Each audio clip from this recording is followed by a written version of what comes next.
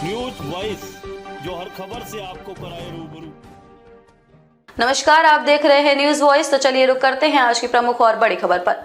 कोसली से भाजपा विधायक लक्ष्मण सिंह यादव ने आज हरियाणा के पूर्व मंत्री कैप्टन अजय यादव पर जमकर जुबानी हमला बोला और कहा कि कैप्टन अजय यादव ने सिंचाई मंत्री रहते अपने खेतों तक ही पानी पहुंचाया और वह भी अंडरग्राउंड तरीके से, ताकि कौवा भी पानी पी ना सके।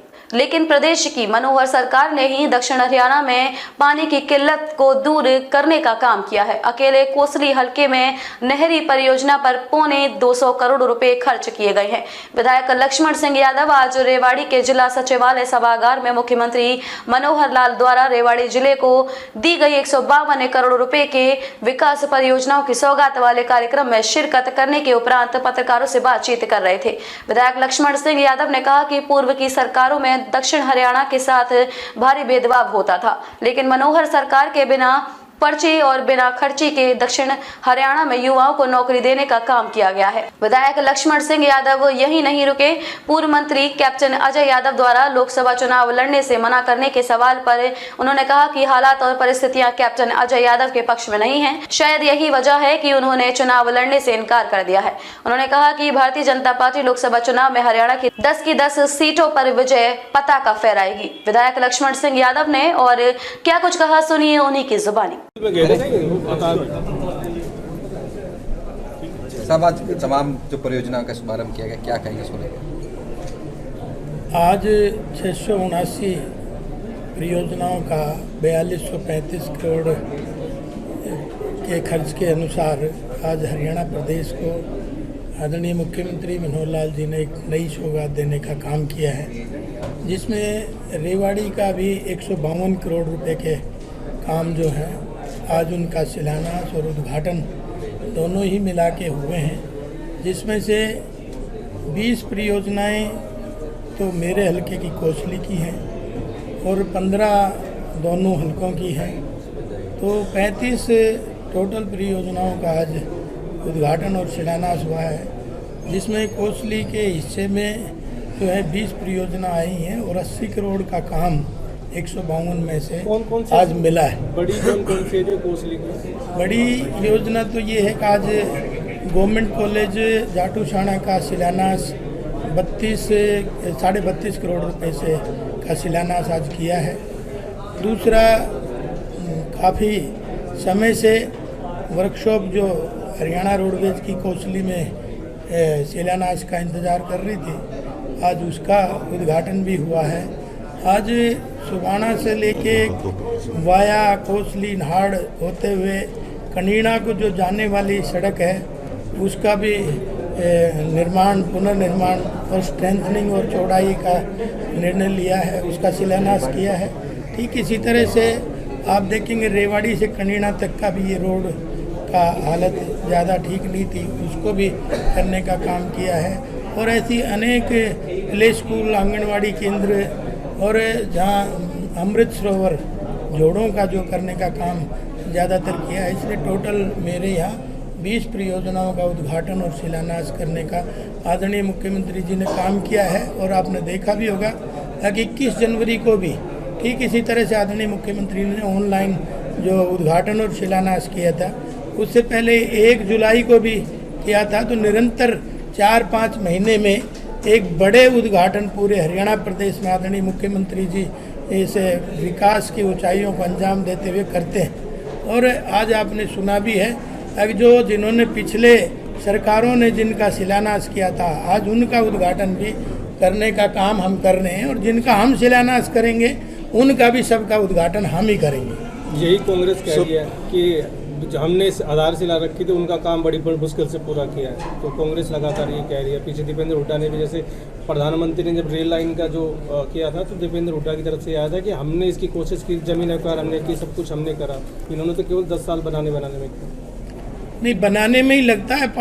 उद्घाटन तो कोई भी कर लो, उद्घाटन तो उस पत्थर की कीमत बहुत ज़्यादा नहीं होती, काम करने की कीमत ज़्यादा होती है। और आपको पता है प्रैक्टिकल स्वरूप देने का काम, उसमें कितना खर्चा आता है, इंतजाम तो उसका करना है। उद्घाटन तो चलते चलते कोई किसी का भी कर ले। हमने कहा ना कि हमने ही शिलान्यास किए हैं तो हम ही उद्घाटन करेंगे। मंत्री जी ने भी कहा कि दक्षिणी हरियाणा के साथ पहले भेदभाव होता था, इस सरकार ने भेदभाव खत्म किया है।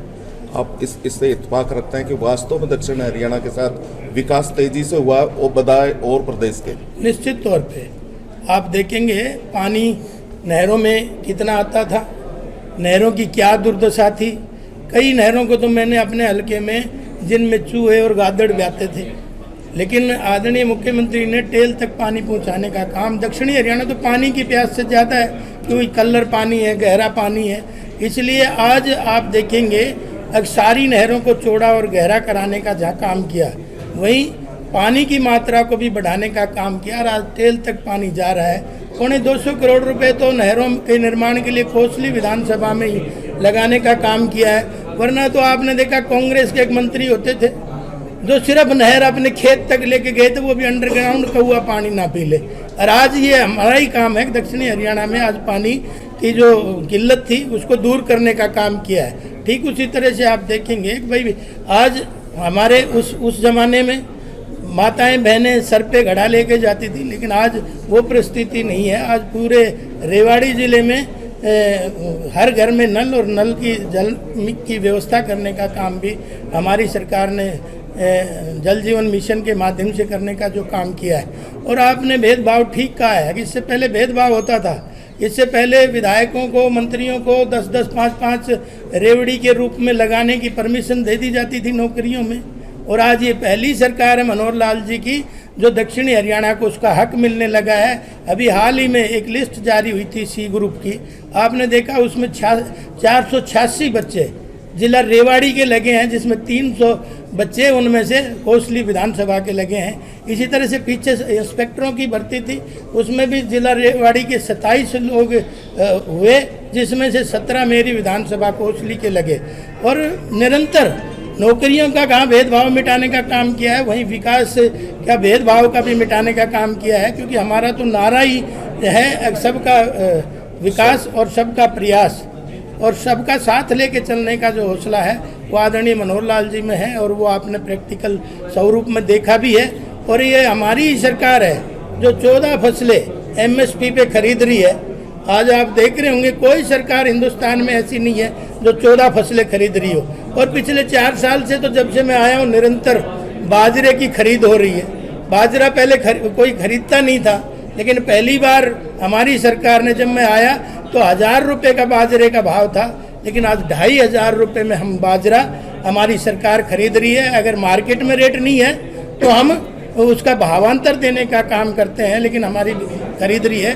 और जो हमारे यहाँ कहीं खर्च नहीं होता था, मैं तो मोदी जी का भी धन्यवाद करूंगा, उन्होंने 2023 को मोटे अनाज का घोषित किया, तो इस बार G20 में हमने विदेशियों को भी बाजरा खिलाने का काम किया है। विधायक जी, लोकसभा चुनाव सामने है, यहाँ से पहले कांग्रेस के जो कैंडिडेट थे कैप्टन साहब, उन्होंने मना कर दिया, किस तरह से देखते हैं आप इसको?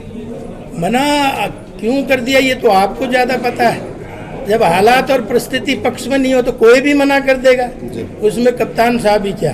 और आज कोई मुकाबले में कोई खड़ा नहीं है। पार्लियामेंट एक तरफा 10 की 10 सीट हरियाणा प्रदेश भारतीय जनता पार्टी की झोली में, आदरणीय मोदी जी के झोली में डालने वाली है। ठीक है सर।